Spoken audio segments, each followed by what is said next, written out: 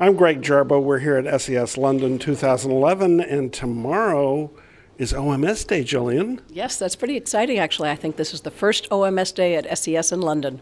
So what are you going to be talking about? I understand it's what, online reputation management? That's correct. At 3 o'clock tomorrow afternoon, I'm going to be doing online reputation management for businesses. I expect a lot of it will be about small business, but some of these things are also applicable to enterprise. So what can you do about it? It's pretty good stuff. I would say, of course, the most effective thing is to be proactive. Don't get in trouble in the first place, right? But that's kind of easy platitudes. The question is, what happens when the stuff hits the fan? And it always will, sooner or later.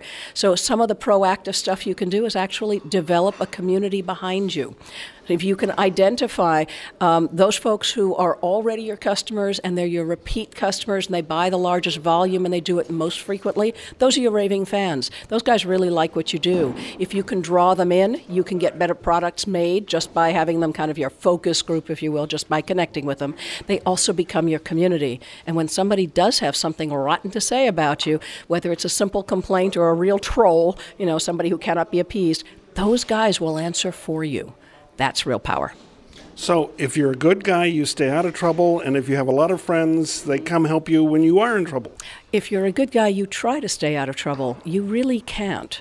There's always going to be someone who's unhappy, even if you're a really, really good guy.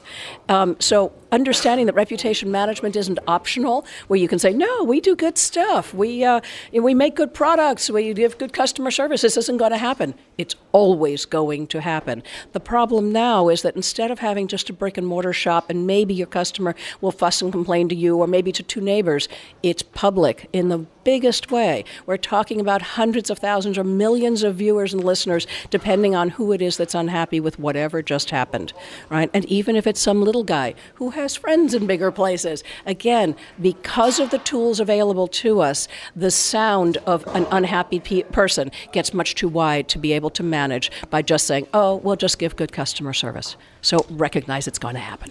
So if you had one tip to a viewer who said, okay, I know I have a problem, or I think I could be developing a problem, what's the first thing you'd tell them to do? Dive in and answer immediately. If you don't have a community that's already answering for you, because that was proactive stuff you did before, if it didn't happen, you dive in and answer. It's the right thing to do for business. It's the right thing to do for reputation management as well as for your real reputation, right? If you dive in, you don't control the conversation, but you certainly manage it. You get to put your answers down. You get to say, yeah, I'm a good guy. I'm so sorry I had a problem. What can I do to help? You show the rest of the world that you're willing to help and you're willing to make it good. That's a critical piece to letting other people know they can talk to you instead of just complaining. So Gillian, Yeah. One of the things that I forgot to mention is you're from SEOmoz. That's right. I'm the co-founder at SEOmoz with Rand Fishkin. It's a great place to work. And I understand that you've got like some anecdotes that you'd like to share with us too? Yeah, I was talking with some of the speakers in the lounge this afternoon, Mikkel de Mib among others, and we spoke about the fact that companies that become C corporations, whatever they're called around the world, have some issues with things like jokes and April Fool's Day. For example, in 2009 on April Fool's Day, SEOmoz launched its own web crawler, right? Excuse me, not a crawler. We launched our own search engine. It was called Webfluence. You could enter your own website and bingo, it would be right up there on the top for whatever key term you decided to put in there. Of course, that brought out all the funs and games. That was great. But some people thought it was real. And guys were, Cialis and Viagra and fighting for first space and so on. And people wrote articles about, gosh, it looks like the new search engine has been spammed already. And we're thinking, did you not get the memo? This is April Fool's. We were having a good time. But it turns out that you actually have some legal ramifications if you're a public company, and others might do things like invest in your stock based on this information, which is essentially false information. There's no difference in the law between joke and false. So what happens then to Pigeon Rank or other classic April Fool's jokes that Google's done? I know. It's a questionable thing now. At what point are you so large that you get away with it? At what point are you somehow in that mid place where somebody could make a complaint and have a problem with it? Now, SEOmoz, we're not a publicly traded company. It's not a big issue.